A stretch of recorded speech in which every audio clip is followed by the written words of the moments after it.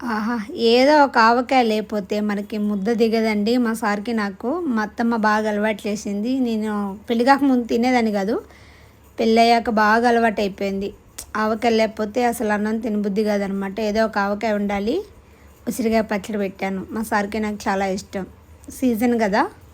2 days అవుతుంది పెట్టి. ఈరోజే కలిపాను. టేస్ట్ ఎలా ఉందో చూద్దామని. పెరుగు లేకపోతే మనకు ముద్ద దిగదు. కొంచెమే కూర మిగిలింది నాకు పిల్లల బాక్స్ కట్టంగా. ఏం చేద్దాం అడ్జస్ట్ అయిపోవాలి.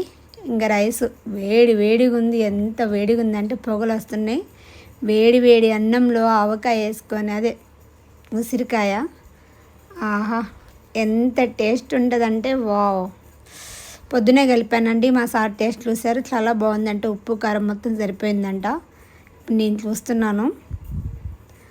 పీసులు కూడా ఎంత మంచిగా ఉడికిపోయాయంటే ఇది సెకండ్ టైం అండి. సీజన్ వస్తేనే పెట్టేస్తాను నేను ఉసిరికాయ పచ్చడి. ఎంత బాగుందో ఉసిరికాయ పచ్చడి. వావ్!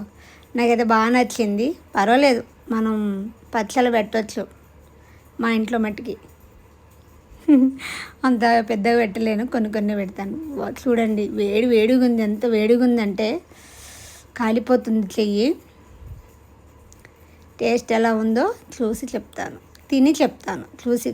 చూసి తిని చెప్తాను. ఆహా! ఎంత బాగుందంటే మాటల్లో చెప్పలేను. అంటే చూడండి జుంకర్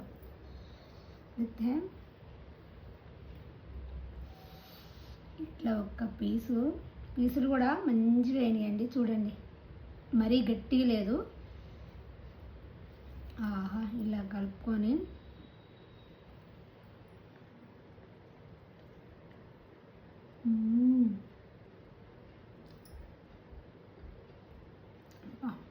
సూపర్ ఉంది ఫ్రెండ్స్. మాటల్లో చెప్పలేను. ఇలా అసలు తెలుసా ఉసిరికాయ బాడీలో సి విటమిన్ అండి, చాలా మంచిది. మన స్కిన్ గ్లో, పింపుల్స్ ఏమీ రావన్నమాట, అంత మంచిది. చూడండి, నాకు నెయ్యి వేసుకోవడం ఇష్టం ఉండదు, ఇలాగే తినేస్తానన్నమాట. బా వీడియో మా చిన్నోడు తీస్తున్నాడు. ఈ రైసు మా ఊరు నుండి తెచ్చుకున్న రైస్ అన్నమాట. ఇక్కడ రైస్ కాదు, అందుకే కొంచెం బ్రౌన్గా ఉంటాయి. పాలిస్ ఎక్కువ పట్టించం. ఇక్కడ రైస్ అనుకోండి బ్రౌన్గా వైట్గా ఉంటాయి. మాది కొంచెం బ్రౌన్గా ఉంటాయి. సూపర్.